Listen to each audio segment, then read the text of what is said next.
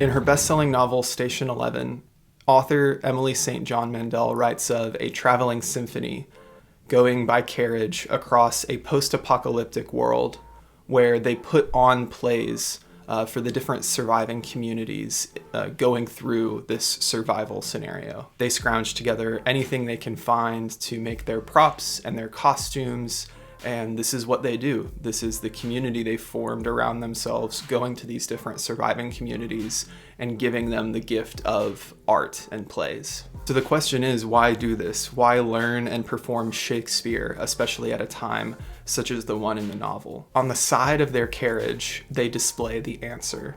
It's actually a quote from Star Trek. Survival is insufficient.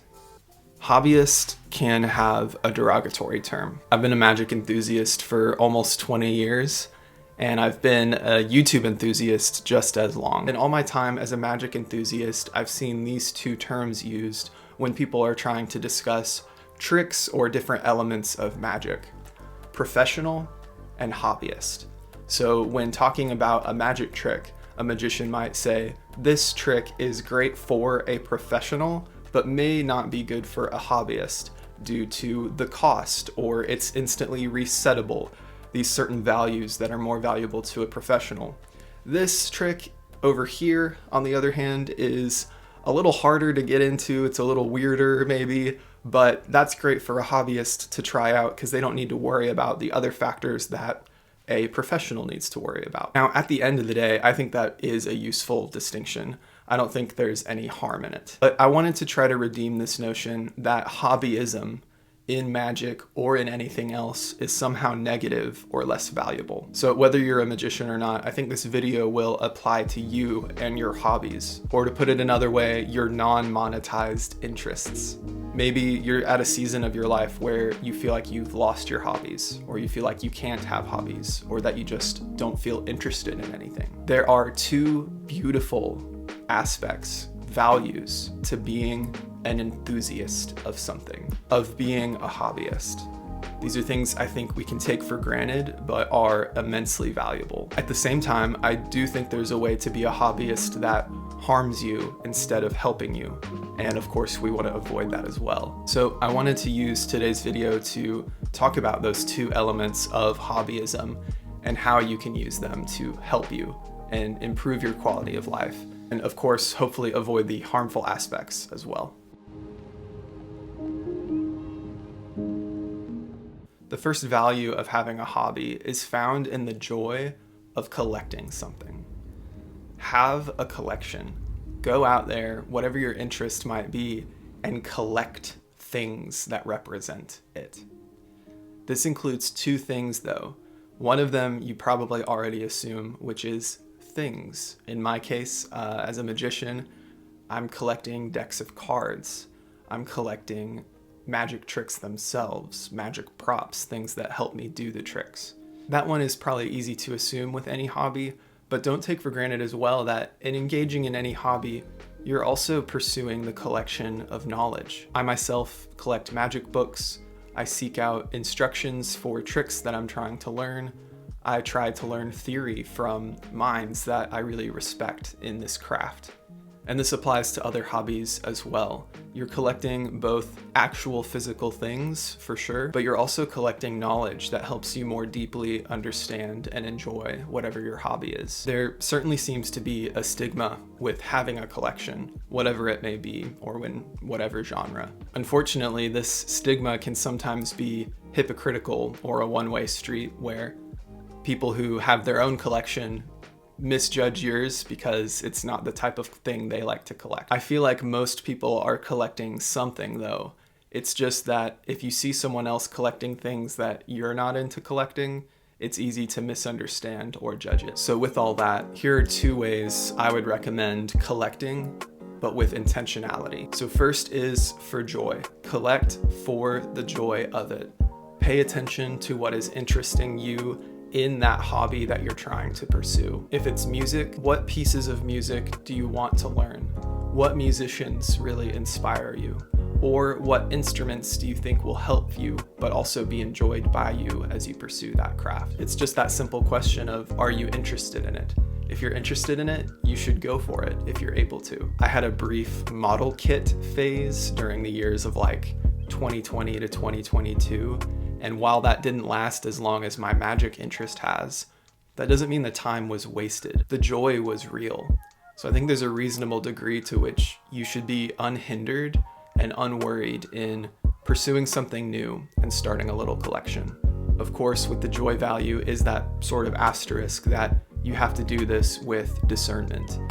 There's a really thin line between pursuing these things with joy and getting sucked into the marketing, advertising, consumer materialism that, of course, any industry is just going to be predisposed to promote, right? Advertisers are there for any hobby to get you to buy in more and more and more into it. And it's a little bit of a double-edged sword because these creators in the industry are making beautiful things that you want to collect, and supporting them is good. But there seems to be a thin line, or you could even call it an invisible cliff that you seem to jump off of when suddenly that collection you were forming for joy is turning into comparison between you and other people who are in the hobby, comparison between your size of your collection.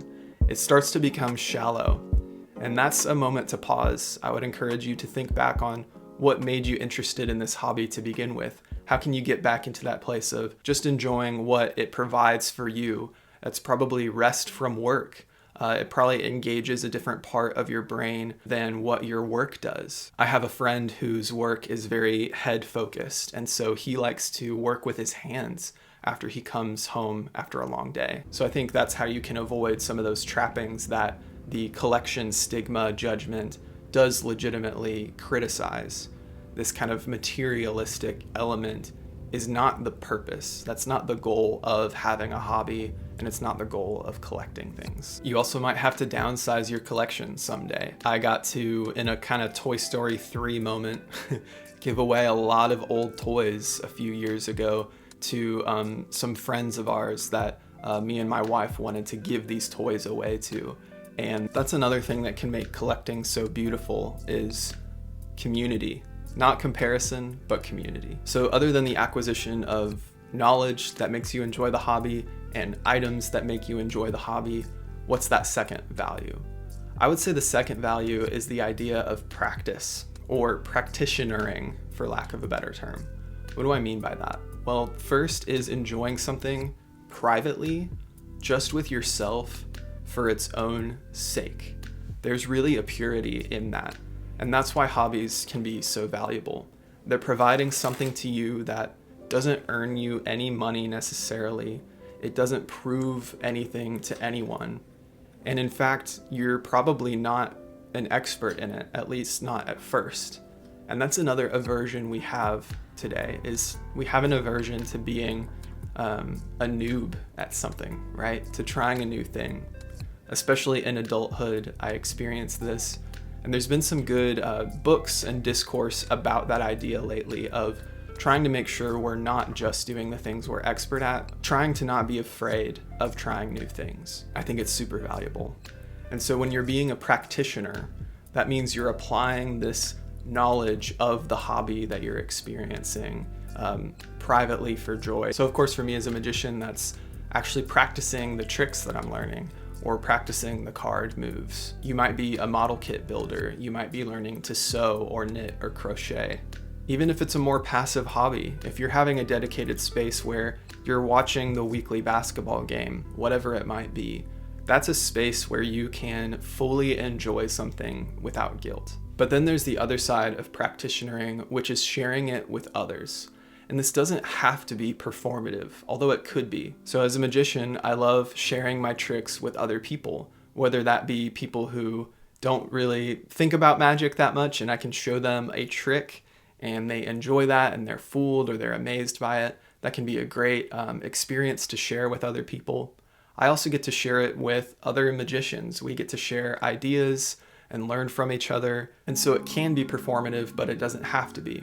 Like if you're a musician and you're learning a new instrument, yes, you can try to find a space where you can start to perform it in front of other people, but maybe your practitionering just leads you to a community of other people learning that instrument. A more passive example, again, to validate that would be maybe music criticism or film criticism. So your hobby can be in a specific field, even if you're not making the thing. Maybe you want to just engage in analyzing it, and that's just as valid. So those are the two.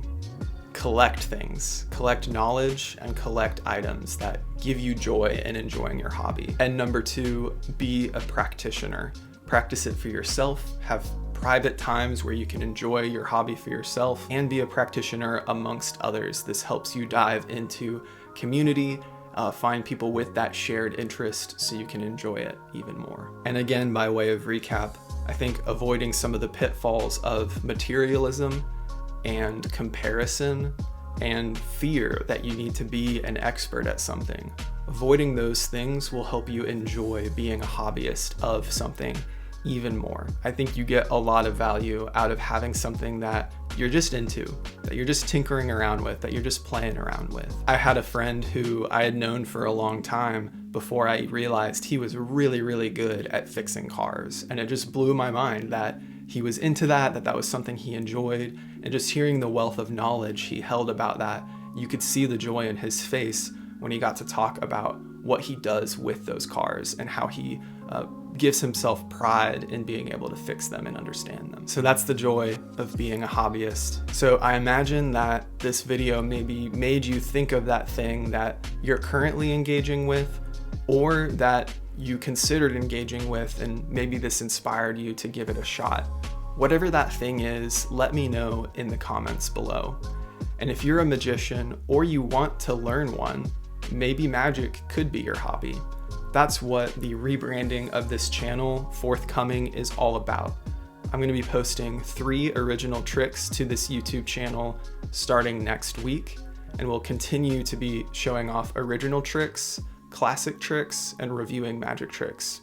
I've said tricks a lot. So if you're interested in that, be sure to be subscribed to The Hobbyist, and I'll see you around.